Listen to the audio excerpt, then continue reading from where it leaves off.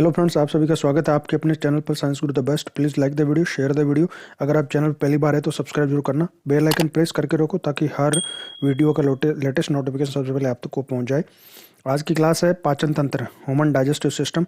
इसमें most important MCQ questions की form में पाचन तंत्र को पढ़ेंगे हम। यहाँ पर मैं 60 से ज़्यादा एमसीक्यू क्वेश्चंस लेकर आया हूँ जो विभिन्न कम्पिटेटिव एग्जाम्स में आए हुए हैं और जिनके आगे भी आने के सबसे ज़्यादा चांसेस है। तो स्किप नहीं करना है, वीडियो लास्ट तक पूरा देखना। ये क्लास सबसे इंपॉर्टेंट होने वाली है रीट लेवल 2 साइंस मैथ के लिए, रीट लेवल 1 के लिए, सीटी के एग्जाम्स के लिए, RPSC, EO, MO, RS, high court, LTC, video, RRB, NTPC, SSC, इन सभी कम्पिटेटिव एग्जाम्स के लिए। और क्लास की पीडीएफ का लिंक डिस्क्रिप्शन में, आप वहाँ से पीडीएफ भी ले सकते हैं। तो चलो शुरू करते हैं आज की क्लास। सबसे पहला क्वेश्चन है, आमाशय ग्रंथियों की पेप्सिन स्रावी कोशिकाएं कौन सी है? आमाशय में पेप्सिन एंजाइम्स का श्रवण होता है और पेप्सिन प्रोटीन को डाइजेस्ट करने वाला एंजाइम है, यानी प्रोटीन के पाचन में मदद करता है। पीपी यानी पेप्सिन प्रोटीन। तो ये कौन सी कोशिकाएं हैं? अम्ल कोशिकाएं, भित्ति कोशिकाएं, मुख्य कोशिकाएं या क्लस कोशिकाएं? कौन सी कोशिकाएं आमाशय की है जो पेप्सिन का श्रवण करती है? तो सही आंसर यहाँ पर मुख्य कोशिकाएं, जो मेन सेल्स है आमाशय की, उनके द्वारा पेप्सिन का श्रवण यहाँ पर आमाशय के अंदर किया जाता है। अगला क्वेश्चन है, आहार नाल में स्टार्च के पाचन में अंतिम उत्पाद क्या है? आहार नाल में स्टार्च के पाचन जब कंप्लीट हो जाता है तो अंतिम उत्पाद क्या प्राप्त होता है? तो देखो, स्टार्च क्या है? स्टार्च एक कार्बोहाइड्रेट, ये एक बहुशर्करा है, कार्बोहाइड्रेट। और कार्बोहाइड्रेट का अंतिम उत्पाद, जब कार्बोहाइड्रेट का डाइजेशन होता है तो अंतिम उत्पाद क्या बनता है? ग्लूकोज बनता है। ठीक है, तो इसका सही आंसर हो गया ग्लूकोज। माल्टोज, डाई और गैलेक्टोज, आइसोमाइक्रो ये नहीं है, सही आंसर यहाँ पर ग्लूकोज हो जाएगा। स्टार्च के पाचन का अंतिम उत्पाद ग्लूकोज है। इसी तरह से अगर प्रोटीन का पाचन होता है तो प्रोटीन का अंतिम उत्पाद जो बनता है वो एमिनो अम्ल बनता है, एमिनो एसिड बनता है, एमिनो अम्ल। और अगर वसा का पाचन होता है तो वसा के पाचन से अंतिम उत्पाद जो है वो हमको वसीय अम्ल, वसा अम्ल और गिल्सरोल प्राप्त होते हैं, वसा अम्ल और गिल्सरोल। अब देखो, थोड़ी सी इसकी बात करते थे किस तरह से स्टार्च का डाइजेशन होता है। तो हमारे लार में उपस्थित एंजाइम, जिसको टाइलिन एंजाइम भी कहते हैं या इसका दूसरा नाम सेलेवरी एमाइलेज भी है, तो ये स्टार्च को, जो एक पॉलीसेकेराइड है यानी बहुशर्करा है, स्टार्च को माल्टोज में विभक्त करता है। यानी अभी पार्शियल डाइजेशन हुआ है, कंप्लीट नहीं हुआ है। पहले तो बहुशर्करा, अभी द्विशर्करा में बदल गई है। माल्टोज जो डाइसेकेराइड है, दो इसमें सिंगल शर्कराएं होती है। और अब जब ये भोजन आगे जाएगा तो आंत में, छोटी आंत में इसको आगे डाइजेस्ट करने के लिए, पाचन करने के लिए माल्टेज नाम का एंजाइम होता है। तो माल्टेज एंजाइम अब माल्टोज को तोड़कर ग्लूकोज में बदलेगा। तो दो चरणों में इसका कंप्लीट डाइजेशन हो जाएगा। सबसे पहले तो लार, जो स्टार्च को लार में जो एंजाइम है, टाइलिन एंजाइम या सेलेवरी एमाइलेज, वो एंजाइम सबसे पहले स्टार्च को तोड़ेगा माल्टोज में। माल्टोज एक द्विशर्करा है। अब छोटी आंत में माल्टेज एंजाइम जो है वो इस माल्टोज को ग्लूकोज में तोड़ देगा। अगला क्वेश्चन है, निम्न में से कौन सा अंग है जो मानव शरीर में ग्लाइकोजन के रूप में कार्बोहाइड्रेट को जमा करता है? हमारे शरीर में भोजन का संचय यानी कार्बोहाइड्रेट का जो संचय है वो ग्लाइकोजन के रूप में होता है। ग्लाइकोजन एक बहुशर्करा है, पॉलीसेकेराइड है। इसी तरह से प्लांट में यानी पादपों में, पौधों में भोजन का संचय वो स्टार्च के रूप में होता है। स्टार्च भी एक बहुशर्करा है, कार्बोहाइड्रेट। हमारे शरीर में ग्लाइकोजन के रूप में भोजन का संचय होता है। तो ये संचय किस अंग में होता है, यानी वह कौन सा अंग है जो शरीर में ग्लाइकोजन के रूप में कार्बोहाइड्रेट को जमा करता है? आंत, अग्नाशय, आमाशय या यकृत? तो यहाँ पर सही आंसर है यकृत। यकृत जो है वो ग्लूकोज को, डाइजेशन के बाद में जो ग्लूकोज बनेगी अंतिम उत्पाद कार्बोहाइड्रेट से, उस ग्लूकोज को ग्लाइकोजन में कन्वर्ट करने का काम करता है, ग्लाइकोजन में बदल देता है। देखो, थोड़ी सी इसकी बात करते हैं कि हमारा जो यकृत है, लीवर, वो आवश्यकता से अधिक शर्करा को ग्लाइकोजन में बदलकर उसका संग्रह कर लेता है। इस प्रक्रिया को ग्लाइकोजेनेसिस कहते हैं। देखो, यहाँ पर दो कंसेप्ट है, दो प्रोसेस है, दो प्रक्रियाएं हैं। एक है ग्लाइकोजेनेसिस और दूसरी है ग्लाइकोजिनोलिसिस। ठीक है, तो जब शर्करा से यानी ग्लूकोज से ग्लाइकोजन में बदल रहा है, एकल शर्करा बहुशर्करा में बदल रही है, यानी शर्करा को, ग्लूकोज को ग्लाइकोजन में बदलकर उसका संग्रह किया जाता है, तो ये प्रोसेस कहलाती है ग्लाइकोजेनेसिस। और रक्त में शर्करा की अगर कमी पड़ गई तो वो जो संग्रहित ग्लाइकोजन है उसको वापस शर्करा में बदलकर इससे रक्त में मुक्त कर दिया जाता है। इस प्रक्रिया को ग्लाइकोजिनोलिसिस कहा जाता है। तो ग्लाइकोजेनेसिस और ग्लाइकोजिनोलिसिस ये दो प्रोसेस है जिसमें शर्करा को ग्लाइकोजन में और ग्लाइकोजन को वापस शर्करा में बदला जाता है। और ये क्रियाएं यकृत, लीवर के द्वारा की जाती है। अगला क्वेश्चन है, मानव शरीर में ग्लूकोज किस रूप में संग्रहित होता है? हमारे शरीर में ग्लूकोज का संग्रह, ग्लूकोज जो कार्बोहाइड्रेट का अंतिम उत्पाद है, पाचन के बाद में। तो इसका संग्रह किस रूप में होता है? स्टार्च के रूप में, ग्लाइकोजन के रूप में, प्रोटोज के रूप में या माल्टोज के रूप में? तो मैंने आपको बता दिया कि ग्लाइकोजन के रूप में हमारे शरीर में भोजन का संग्रह होता है, कार्बोहाइड्रेट का संग्रह होता है। स्टार्च के रूप में पौधों में कार्बोहाइड्रेट का संग्रह किया जाता है। अगला क्वेश्चन है, मानव शरीर में डिहाइड्रेशन निम्न में से किस पदार्थ की कमी के कारण होता है? डिहाइड्रेशन किसकी कमी से होता है? विटामिन की कमी से, हार्मोन की कमी से, लवण की कमी से या जल की कमी से? तो सही आंसर है यहाँ पर जल। डिहाइड्रेशन यानी रिलीज ऑफ वाटर, यानी कि निर्जलीकरण ही हिंदी में इसको कहते हैं, निर्जलीकरण यानी जल का कमी होना, निर्जलीकरण या डिहाइड्रेशन कहते हैं। तो ये जल की कमी की वजह से होता है। हमारे शरीर में डिहाइड्रेशन यानी निर्जलीकरण जल की कमी के कारण हो जाता है। उल्टी दस्त यानी डायरिया जिसको कहते हैं, कि माध्यम से शरीर का सारा जल निकल जाता है, और इसकी पूर्ति के लिए ना डायरिया में जब हमारे शरीर में डिहाइड्रेशन हो गया तो सेलाइन वाटर चढ़ाया जाता है, सेलाइन वाटर से इसका उपचार किया जाता है।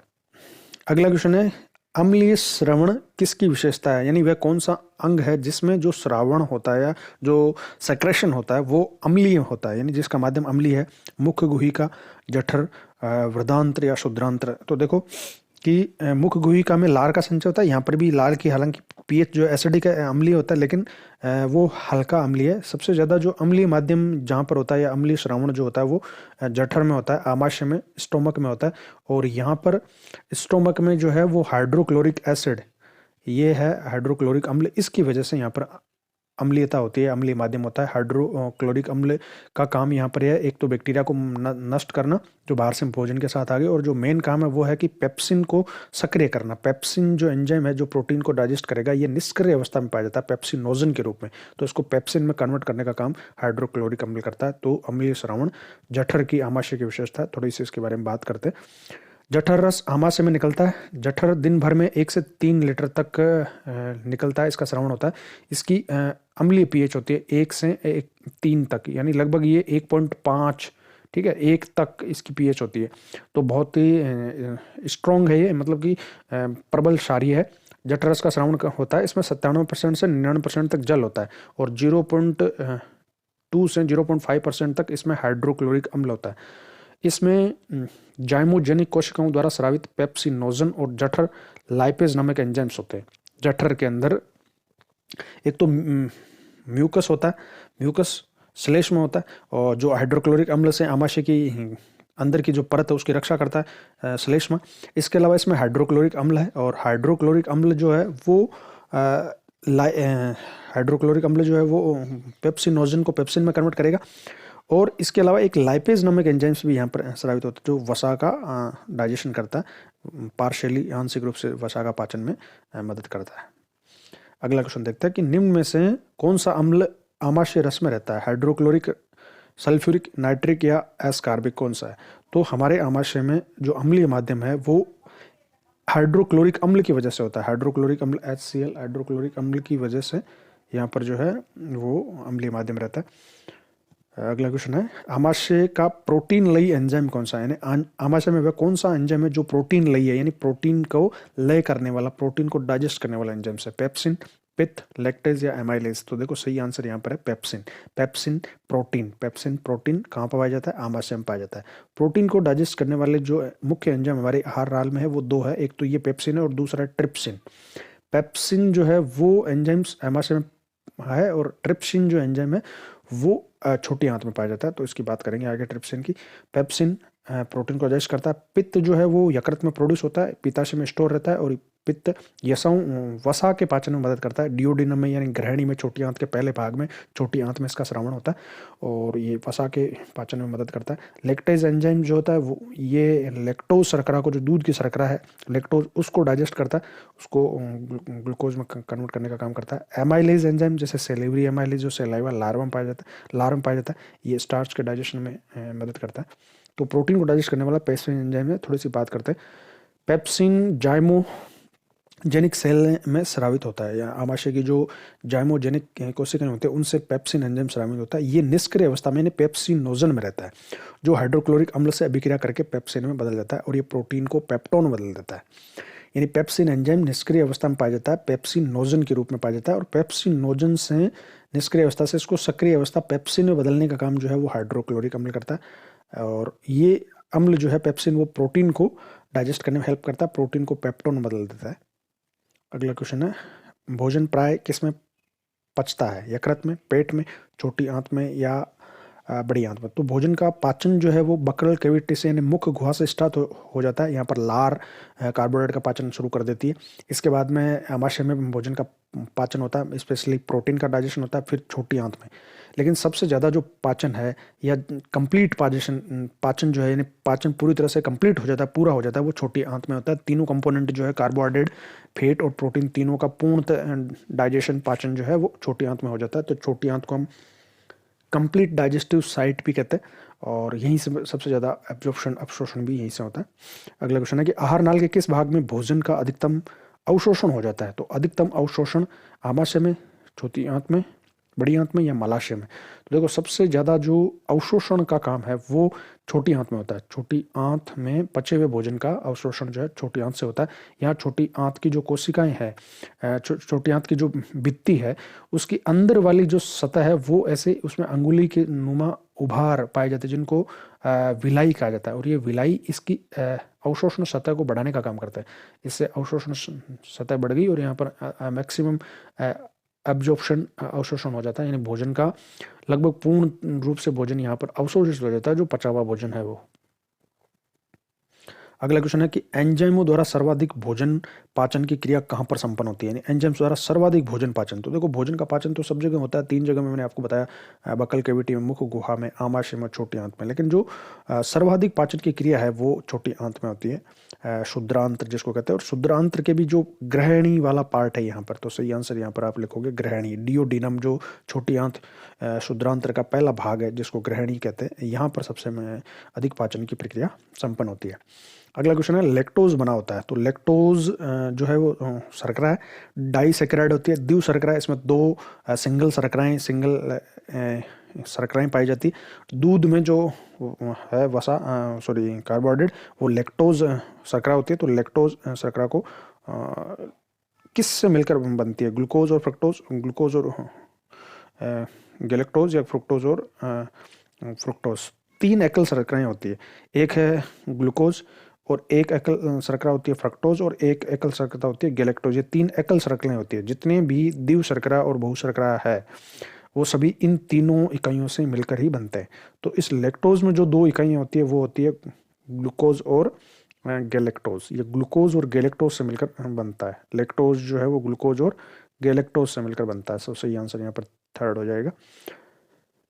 थोड़ी सी इसकी बात करते हैं। देखो लैक्टोज एक प्रकार की शर्करा है जो स्वाभाविक रूप से दूध और डेयरी उत्पादों में पाई जाती है। इससे सामान्यतः दुग्ध शर्करा के नाम से जाना जाता है। लैक्टोज एक बड़ी शर्करा अणु है जो 2 छोटे चीनी के अणु यानी शर्कराओं से मिलकर बनती है, और ये जो शर्करा है वो ग्लूकोज और गैलेक्टोज है। तो ग्लूकोज और गैलेक्टोज मिलकर लैक्टोज बनाते हैं।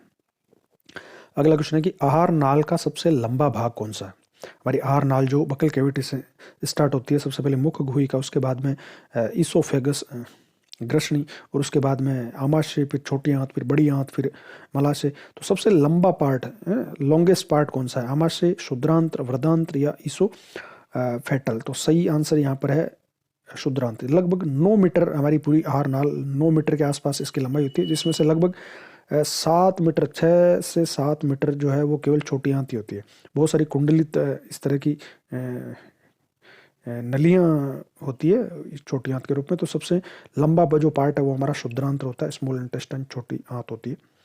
अगला क्वेश्चन है कि निम्न में से कौन से परिवर्तन से एंजाइम ट्रिप्सिन उत्प्रेरक का प्रयोग करता है? यानी निम्न में से कौन से परिवर्तन में एंजाइम ट्रिप्सिन उत्प्रेरक का कार्य करता है? यानी एंजाइम ट्रिप्सिन जो है वो उत्प्रेरक का कार्य करता है प्रोटीन को पेप्टोन में बदलने में, प्रोटीन को पेप्टाइड में बदलने में, या प्रोटीन को अमीनो अम्ल में बदलने में, या स्टार्च को ग्लूकोज में बदलने में। तो देखो एंजाइम ट्रिप्सिन जो है ये छोटी आंत में पाया जाता है, और छोटी आंत में जो है प्रोटीन का डाइजेशन होता है। सबसे पहले आमाशय में प्रोटीन का डाइजेशन शुरू हो जाता है, और आमाशय में क्या होता है कि जो पेप्सिन हार्मोन है, पेप्सिन एंजाइम जो है वो प्रोटीन को एक मध्य उत्पाद में कन्वर्ट कर देता है। इसको कहते हैं पेप्टाइड बन गया। कहाँ पर? आमाशय में। अब इस पेप्टाइड को कन्वर्ट करना है कहाँ पर? एमिनो अम्ल में, ठीक है। तो एमिनो अम्ल लास्ट प्रोडक्ट बनेगा कहाँ पर? छोटी आंत में। तो ट्रिप्सिन एंजाइम जो लास्ट प्रोडक्ट बनाता है वो क्या, एमिनो अम्ल है। तो सही आंसर यहाँ पर हो गया कि प्रोटीन को अमीनो अम्ल में बदलने का काम करता है ट्रिप्सिन एंजाइम्स। और पेप्सिन एंजाइम क्या करता है, प्रोटीन को पेप्टाइड में बदलने का काम करता है। अगला क्वेश्चन है कि निम्न में से कौन सा एंजाइम अग्नाशय द्वारा स्रावित नहीं होता। अग्नाशय, पेंक्रियाज, ये जो ग्रंथि है इसके द्वारा कौन से पाचक ग्रंथि है। हमारे शरीर में 3 मुख्य पाचक ग्रंथियां होती है, लार, यकृत और अग्नाशय। तो अग्नाशय के द्वारा कौन सा हार्मोन स्रावित नहीं किया जाता, एमिलेज, रेनिन, ट्रिप्सिन और लाइपेज। तो देखो अग्नाशय रस में जो एक पेंक्रियाटिक जूस है इसमें सभी डाइजेस्टिव एंजाइम्स होते हैं, यानी कार्बोहाइड्रेट डाइजेशन के लिए एंजाइम्स होते हैं एमाइलेज प्रकृति के, और प्रोटीन के डाइजेशन के लिए ट्रिप्सिन एंजाइम होता है, वसा के लिए लाइपेज होता है। तो इनमें से कौन सा नहीं है, तो जो नहीं है वो है ये रेनिन। रेनिन एंजाइम जो होता है वो जो इन्फेंट होते हैं, यानी जो नवजात शिशु है, छोटे बच्चे होते हैं, उनमें दूध के डाइजेशन के लिए, दूध को दही में बदलने के लिए स्रावित होता है। जब तक उनमें हाइड्रोक्लोरिक अम्ल नहीं बनता, जब तक शुरुआत में कुछ समय के लिए, जब वो 1 महीने 2 महीने 3 महीने की स्टेज वाली वहाँ पर होते हैं, उस समय इनके आमाशय में रेनिन नाम का एक एंजाइम प्रोड्यूस होता है जो वयस्कों में नहीं पाया जाता, केवल नवजात शिशु में पाया जाता है रेनिन एंजाइम। ये दूध के अंदर जो कैसिन प्रोटीन है, कैसिन, उस कैसिन प्रोटीन को डाइजेस्ट करता है। कैसिन को डाइजेस्ट करने के लिए रेनिन एंजाइम कहाँ पर बनता है, आमाशय में बनता है। तो ये सही आंसर हो गया यहाँ पर। शरीर के किस अवयव में विकार का संबंध मधुमेह से है। मधुमेह का संबंध किस वृक्क में, यकृत में, अग्नाशय में या प्लीहा, किस में विकार का संबंध मधुमेह। तो देखो मधुमेह, डायबिटीज जिसको कहते हैं शुगर की बीमारी, तो ये अग्नाशय में विकार की वजह से, अगर अग्नाशय में कुछ ऐसी प्रॉब्लम हो गई, जो बीटा सेल्स होती है यहाँ पर अग्नाशय के अंदर, वो हार्मोन, इंसुलिन हार्मोन का स्रावन करती है। और ये जो इंसुलिन हार्मोन है, ये इंसुलिन हार्मोन ब्लड में रक्त शर्करा का, रक्त के अंदर जो शर्करा है उसका लेवल को मेंटेन रखने का काम करता है, यानी रक्त शर्करा का स्तर बना के रखता है। अगर इंसुलिन की कमी होगी तो रक्त में शर्करा की मात्रा बढ़ जाती है, ठीक है। तो ये एक्स्ट्रा जो शर्करा है उसको, ग्लूकोज को ग्लाइकोजन में चेंज करने का काम करता है ये हार्मोन। इंसुलिन, जब इंसुलिन नहीं रहेगा तो ग्लूकोज ग्लाइकोजन में चेंज नहीं हो पाएगी और ग्लूकोज ब्लड में पड़ी रहेगी। तो ऐसे लोग बाहर से इंसुलिन के इंजेक्शंस लेते हैं, क्योंकि इंसुलिन ओरल पिल्स की फॉर्म में या टेबलेट की फॉर्म में अगर हम इसको लेंगे तो इसका डाइजेशन हो जाएगा इंसुलिन का, इसलिए इसको इंजेक्शन के रूप में लेना पड़ता है। तो यहाँ पर सही आंसर हो गया अग्नाशय, पेंक्रियास। अगला है हाइड्रोक्लोरिक एसिड का क्या काम है। ये पेप्सिन एंजाइम को प्रभावित करता है, ये भोजन के साथ प्रवेश करने वाले बैक्टीरिया को मारता है। इनमें से कौन सा कथन सही है। कथन ए सही है, या कथन बी सही है, या ए और बी दोनों सही है, या दोनों ही गलत है। तो देखो हाइड्रोक्लोरिक एसिड जो है वो आमाशय में, स्टोमक में पाया जाता है, और ये दोनों काम करता है, यानी स्टेटमेंट 1 और 2 दोनों सही है। ये पेप्सिन एंजाइम को प्रभावित करता है, क्योंकि पेप्सिन पहले निष्क्रिय अवस्था में होता है पेप्सिनोजन, पेप्सिनोजन से सक्रिय अवस्था पेप्सिन में बदलने का काम हाइड्रोक्लोरिक एसिड करेगा। और हाइड्रोक्लोरिक एसिड अगर हमारे पेट में, शरीर में अगर भोजन के साथ कुछ बैक्टीरिया वगैरह आ गए तो उनको मारने का, उनको डाइजेस्ट करने का काम भी करता है। तो दोनों स्टेटमेंट सही है, सही आंसर हो गया सी, 1 और 2 दोनों कथन सही है। अगला क्वेश्चन देखते हैं, शरीर के किस हिस्से में भोजन अवशोषित होता है। भोजन का अवशोषण कहाँ होता है, छोटी आंत, बड़ी आंत, पेट या यकृत। तो सही आंसर है छोटी आंत, सबसे ज़्यादा एब्जॉर्प्शन का काम यहीं पर होता है। अगला क्वेश्चन है, पित्त का मुख्य कार्य क्या है। पित्त रस या पित्त जो है वो यकृत में बनता है, और यकृत से एक ये पित्ताशय में आता है, जो ब्लैडर नुमा, जो वहाँ इसका स्टोरेज किया जाता है। वहाँ से ये डिओडिनम में आता है, छोटी आंत के फर्स्ट पार्ट में, और वहाँ पर इसका मेन जो काम है ना वो है वसा का पायसीकरण करना, यानी वसा को डाइजेशन में हेल्प करना। वसा की जो बड़ी बड़ी बूंदें हैं, घी और तेल की जो बड़ी बूंद है, उसको छोटी छोटी बूंदों में बदल देना, है ना, टाइनी ड्रॉपलेट्स में बदल देना, ताकि फिर उस पर जो लाइपेज एंजाइम है वो काम कर सके और उसका डाइजेशन कर सके। तो पित्त का मुख्य काम है वसा का एंजाइम द्वारा पाचन, उत्सर्जित पदार्थ का निवारण, प्रोटीन के पाचन का नियंत्रण, पाचन तथा पोषण हेतु वसा का इमल्सन। तो ये सही काम है, पायसीकरण करना, वसा का पायसीकरण, इमल्सल कर देना, ताकि वसा की जो बड़ी बूंदें हैं वो टूटकर छोटी छोटी बूंदों में बदल जाए, और ताकि अब इन छोटी बूंदों को जो लाइपेज एंजाइम है वो डाइजेस्ट कर सके। तो सही आंसर यहाँ पर डी हो गया। अगला क्वेश्चन देखते हैं, आहार नाल के किस भाग में प्रोटीन का एमिनो अम्ल में निम्नीकरण, डिग्रेडेशन होता है। यानी हमारी आहार नाल का वह कौन सा भाग है जिसमें प्रोटीन से एमिनो अम्ल में बदल जाते हैं, इनका डाइजेशन हो जाता है? छोटी आंत, कोलन, स्टोमक, उदर या सीकम? तो देखो सही आंसर है छोटी आंत, और छोटी आंत का डियोडिनम वाला जो पार्ट है ना, उसमें ये काम हो जाता है। तो सही आंसर यहाँ पर छोटी आंत है। अगला क्वेश्चन है, रेनिन का स्रावन करने वाला अंग है। तो मैंने आपको बताया कि रेनिन का स्रावन कहाँ होता है, यकृत में, आमाशय में, वृक्क में, या इनमें से कोई नहीं। तो सही आंसर है स्टोमक में। आमाशय में रेनिन नाम के एंजाइम्स का स्रावन होता है, जो केवल नवजात शिशुओं में पाया जाता है, जो दूध की केसिन प्रोटीन को डाइजेस्ट करने का काम करता है। अगला क्वेश्चन है, कार्बोहाइड्रेट पाचन का अंतिम उत्पाद क्या है? तो कार्बोहाइड्रेट पाचन का अंतिम उत्पाद ग्लूकोज है। और ग्लूकोज क्या है? मोनोसेकेराइड, डाइसेकेराइड, ग्लिसरॉल या ग्लाइकोजन? तो ग्लूकोज मोनोसेकेराइड है, एकल शर्करा। 3 एकल शर्कराएं होती है, ग्लूकोज, फ्रुक्टोज और गैलेक्टोज। तो ग्लूकोज बनता है अंतिम उत्पाद, तो मोनोसेकेराइड जैसे ही है। डाइसेकेराइड में जो द्विव शर्करा है वो आ जाएगी, जैसे माल्टोज है, लैक्टोज है। ग्लिसरॉल ये वसा के डाइजेशन से ग्लिसरॉल बनता है। ग्लाइकोजन बहु शर्करा है। अगला क्वेश्चन है, निम्नलिखित एंजाइम में से कौन सा सामान्यतः वयस्क मनुष्य में विद्यमान नहीं है? वयस्क में, एडल्ट में जो विद्यमान नहीं है? रेनिन, पेप्सिन, ट्रिप्सिन या एमाइलोप्सिन? देखो पेप्सिन होता है, पेप्सिन है आमाशय में है, ट्रिप्सिन है छोटी आंत में है, एमाइलोप्सिन ये भी। रेनिन नहीं है, ये केवल इन्फेंट में, नवजात शिशु में पाया जाता है दूध के डाइजेशन के लिए। लार की प्रकृति होती है अम्लीय, क्षारीय, उदासीन, यानी में से कोई नहीं। तो देखो लार जो है सलाइवा, वो हमेशा उसकी प्रकृति जो है वो अम्लीय होती है। इसकी पीएच जो है वो 6 से लेके 7.5 तक होती है लार की, सलाइवा की। और जनरली हम इसको 6.7 के आसपास मानते हैं, यानी 6.5 के आसपास इसकी पीएच है। 7 से कम पीएच वाले सारे अम्ल होते हैं, 7 पे उदासीन होता है, 7 से अधिक पीएच पे क्षारीय होता है। तो लार की प्रकृति अम्लीय है। कैसा अम्लीय है? दुर्बल अम्लीय है। 6.7 पीएच है इसकी।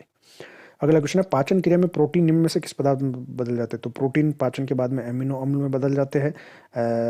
जो वसा है वो पाचन के बाद में वसा अम्ल और ग्लिसरॉल में बदल जाती है। कार्बोहाइड्रेट पाचन के बाद में ग्लूकोज में बदल जाते हैं। तो यहाँ पर सही आंसर हो गया एमिनो एसिड, एमिनो अम्ल। अगला क्वेश्चन है, मानव शरीर में कार्बोहाइड्रेट निम्न में से संग्रहित रहता है? किस रूप में हमारे अंदर, हमारे शरीर में कार्बोहाइड्रेट का स्टोरेज किया जाता है? चीनी के रूप में, स्टार्च के रूप में, ग्लूकोज के रूप में, ग्लाइकोजन के रूप में? तो मैंने आपको बता दिया, जंतुओं के शरीर में ग्लाइकोजन के रूप में कार्बोहाइड्रेट का संचय होता है, बाद में स्टार्च के रूप में इसका संचय किया जाता है। अगला क्वेश्चन है, यकृत में यूरिया का संश्लेषण होता है। यकृत में यूरिया बनती है जब प्रोटीन का डाइजेशन होता है। तो प्रोटीन के डाइजेशन से नाइट्रोजन बनती है अपशिष्ट के रूप में। तो सबसे पहले तो वो अमोनिया के रूप में बनती है, और अमोनिया का उत्सर्जन हम नहीं कर सकते क्योंकि इसके लिए बहुत ज़्यादा जल की आवश्यकता है। तो अमोनिया को यूरिया में कन्वर्ट कर दिया जाता है, यूरिया में बदल दिया जाता है, NH2CO, NH2 ये यूरिया।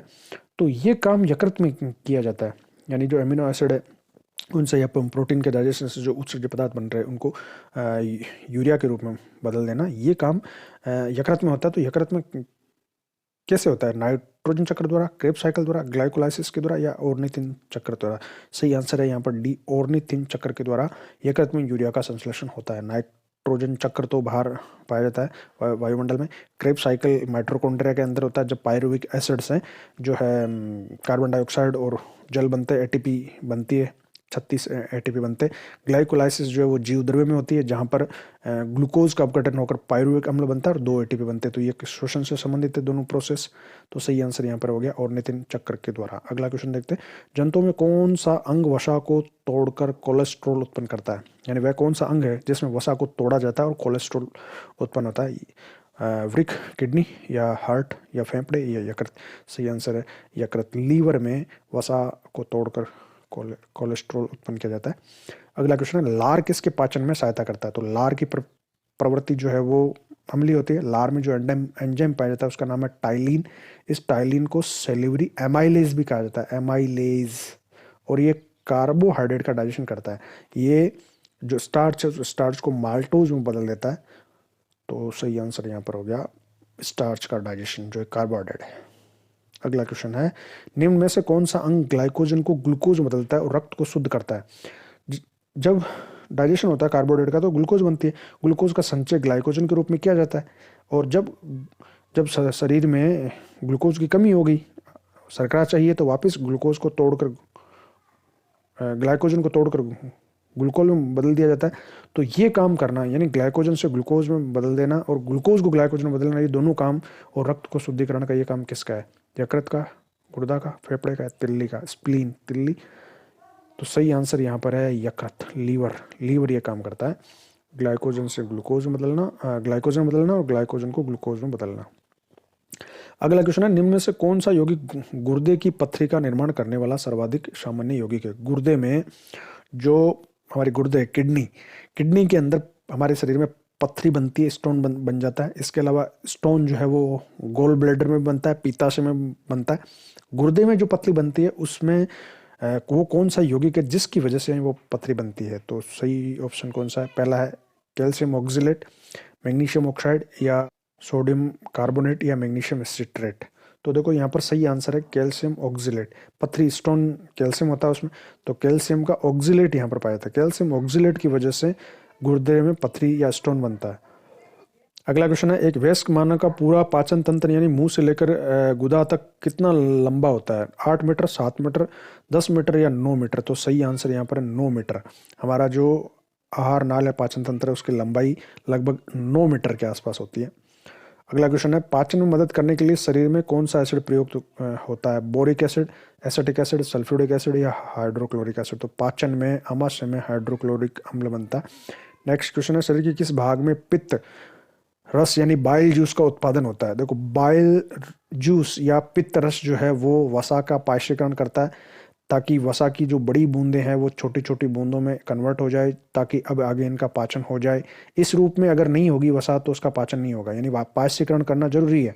और ये काम करता है पित्त। पित्त का निर्माण यकृत में होता है और यकृत से ये पीताशय में आकर इकट्ठा होता है। पीताशय में इसका स्टोरेज किया जाता है गोल ब्लैडर में। वहां से ये पित्त वाहिनी के द्वारा, पित्त बाइल डक्ट के द्वारा डिओडिनम में आता है, ग्रहणी में आता है, छोटी आंत में आता है, और वहां पर ये वसा के पाचन में मदद करता है। तो इसका उत्पादन कहाँ पर होता है? इसका यकृत में, लीवर में इसका उत्पादन होता है। अगला क्वेश्चन है, दांतों का इनेमल किससे बना? हमारे आहार नाल के जो मेन पार्ट है, सबसे पहले बेकल कैविटी में दांत होते हैं, 4 प्रकार के दांत होते हैं। इनमें ये इनका काम होता है भोजन को फिजिकली डाइजेस्ट करना, यानी भौतिक रूप से उनको तोड़ देना, काटना, पीसना, ये सारा काम। दांतों का इनेमल, जो सबसे बाहर की परत है दांतों की, उसको कहते हैं दांतों का इनेमल। ये हमारे शरीर का सबसे टफेस्ट पार्ट है, यानी सबसे कठोरतम भाग है। और ये किसका बनता है? तो ये बनता है कैल्शियम क्लोराइड या कैल्शियम फॉस्फेट या कैल्शियम कार्बोनेट या कैल्शियम फॉस्फेट। देखो, कैल्शियम पाया जाता है दांतों में, और कैल्शियम के बाद दूसरा जो कंपोनेंट है वो फॉस्फेट है, Ca3PO42। ये कैल्शियम फॉस्फेट है। कैल्शियम की संख्या 2 होती है, फॉस्फेट की 3 होती है। तो Ca3PO42 ये कैल्शियम फॉस्फेट है, और इसकी वजह से इनेमल दांतों का बनता है। अगला क्वेश्चन है डिओडिनम का भाग है। डिओडिनम किसका भाग है? डिओडिनम को ग्रहणी कहते हैं। तो ये छोटी आंत का भाग है, बड़ी आंत का, पित्ताशय का, अंडाशय का? तो सही आंसर है छोटी आंत। छोटी आंत के 3 भाग होते हैं। पहला भाग डिओडिनम, ग्रहणी, उसके बाद में इलियम और जेजुनम, ये पार्ट होते हैं। अगला क्वेश्चन है, पेट की परत में कुछ ग्रंथियों की कोशिकाओं से कौन सा एसिड स्रावित होता है? पेट में नहीं, स्टोमक में जो एसिड स्रावित होता है वो कौन सा है? तो हमें पता है हाइड्रोक्लोरिक अम्ल है। सही आंसर हो गया ए। यूरिया का निर्माण कहाँ होता है? तो ये भी हमने बात कर ली। यूरिया का निर्माण जो है वो यकृत में होता है ऑर्निथिन चक्र के द्वारा। निम्न जानवरों में किसकी अपेक्षाकृत अधिक लंबी होती है? यानी इनमें से कौन सा जानवर है जिनमें से अपेक्षाकृत अधिक लंबी आंत लंबी है, यानी जिनकी आंतें लंबी होती है? लोमड़ी में, बाघ में, कुत्ता में, खरगोश में? देखो, लोमड़ी, बाघ और कुत्ता ये कार्निवोरस है, यानी मांसाहारी है, जो मांस का सेवन करेंगे। खरगोश जो है ये हर्बीवोरस है, शाकाहारी है। हर्बीवोरस जानवरों में सेल्यूलोज को डाइजेस्ट करने के लिए पौधों में, चारे में सेल्यूलोज नाम का कार्बोहाइड्रेट पाया जाता है। सेल्यूलोज का डाइजेस्ट करने के लिए इनकी जो छोटी आंत है उसमें एक एक्स्ट्रा पार्ट होता है सीकम में, तो वहाँ पर सेल्यूलोज को डाइजेस्ट करने वाले बैक्टीरिया होते हैं, जीवाणु होते हैं जो सेल्यूलोज का पाचन करेंगे, और इसलिए इनकी आंत जो है वो थोड़ी सी छोटी आंत लंबी हो जाती है। शाकाहारी जानवरों में ऐसा होता है। हमारे अंदर सेल्यूलोज का डाइजेशन नहीं हो सकता, इसलिए सेल्यूलोज को डाइजेस्ट करने वाले बैक्टीरिया हमारे शरीर में नहीं पाए जाते हैं। अगला क्वेश्चन है, कार्बोहाइड्रेट, प्रोटीन और वसा का पूर्ण पाचन कहाँ होता है? ग्रास नली में, पेट में, छोटी आंत में? पड़ी है आंत में तो मैंने आपको बता दिया कि पूर्ण पाचन हमेशा छोटी आंत में हो जाता है, वहाँ कंप्लीट हो जाता है, पाचन पूरा हो जाता है। निम्न में से कौन सा एंजाइम अग्नाशय द्वारा स्रावित होता है? अग्नाशय के द्वारा कौन सा एंजाइम्स है जो स्रावित होता है? माल्टोज, लेक्टोज, ट्रिप्सिन या सुक्रेज। तो देखो अग्नाशय के द्वारा जो प्रोटीन का डाइजेस्ट करने वाला एंजाइम्स है वो है ट्रिप्सिन, और ये प्रोटीन को डाइजेस्ट करने वाला एंजाइम्स अग्नाशय के द्वारा स्रावित होता है। अगला क्वेश्चन है, निम्न में से कौन सा अम्ल हमारे शरीर में उत्पन्न नहीं होता? लैक्टिक अम्ल उत्पन्न नहीं होता, हाइड्रोक्लोरिक अम्ल नहीं होता, सल्फ्यूरिक अम्ल नहीं होता, कि एसिटिक अम्ल नहीं होता? देखो लैक्टिक अम्ल दही में होता है तो ये उत्पन्न हो सकता है, और हाइड्रोक्लोरिक अम्ल हमारे आमाशय में होता ही है। एसिटिक अम्ल भी हमारे शरीर में उत्पन्न होता है थोड़ी बहुत मात्रा में। सल्फ्यूरिक अम्ल नहीं होता। तो सही आंसर यहाँ पर हो गया सल्फ्यूरिक अम्ल। शाकाहारियों को पचाने के लिए लंबी छोटी आंत की आवश्यकता होती है, तो वे भी मैंने आपको बता दिया कि सेलुलोज के डाइजेशन के लिए लंबी छोटी आंत की आवश्यकता है इनमें, सेलुलोज शाकाहारियों को पचाने के लिए। तो सही आंसर यहाँ पर हो गया सेलुलोज के डाइजेशन के लिए। जठर ग्रंथि द्वारा स्रावित हाइड्रोक्लोरिक अम्ल एंजाइम की प्रक्रिया को आसान कर देता है, यानी जो जठर ग्रंथियां हैं आमाशय में उसमें जो हाइड्रोक्लोरिक अम्ल स्रावित होता है वो किस एंजाइम की क्रिया को आसान करता है? तो भाई वहाँ पर एंजाइम है ट्रिप्सिन, और ट्रिप्सिन तो वहाँ पर है छोटी आंत में अग्नाशय के द्वारा स्रावित होता है। Pepsin enzyme, pepsin enzyme pepsinogen की फॉर्म में होता है, इसको सक्रिय कौन करता है? हाइड्रोक्लोरिक अम्ल। तो सही आंसर यहाँ पर हो गया पेप्सिन एंजाइम। अगला क्वेश्चन है, पाचन के दौरान पित्त की भूमिका क्या होती है? वसा का अवशोषण, उत्सर्जन, पाचन या पाश्यीकरण? तो मैंने आपको बता दिया वसा का पाश्यीकरण, छोटी बूंदों को बड़ी बूंदों को छोटी बूंदों में कन्वर्ट कर देना ताकि लाइपेज एंजाइम उनको फिर वसा अम्ल और ग्लिसरॉल में कन्वर्ट कर सके। लाल ग्रंथि से एंजाइम स्रावित होता है, तो लार में पाए जाने वाले एंजाइम का नाम है टाइलिन, या इसको एमाइलेज भी कहते हैं। इसका दूसरा नाम एमाइलेज है, जो स्टार्च को माल्टोज में कन्वर्ट करता है। तो एमाइलेज सही आंसर हो गया, या टाइलिन भी कहते हैं इसको। तो ये कुछ क्वेश्चंस थे जो डाइजेस्टिव सिस्टम से रिलेटेड थे। उम्मीद है आपको वीडियो पसंद आया होगा। अगर पसंद आया तो आप उसको लाइक कर सकते हैं, अदरवाइज डिसलाइक भी कर सकते हैं, अपने फ्रेंड के साथ में शेयर कीजिए। अगर पहली बार आप आए हैं तो सब्सक्राइब जरूर करना। मिलेंगे अगली वीडियो में जिसमें और इम्पोर्टेंट क्वेश्चंस मैं लेकर आऊँगा। तब तक जय हिंद।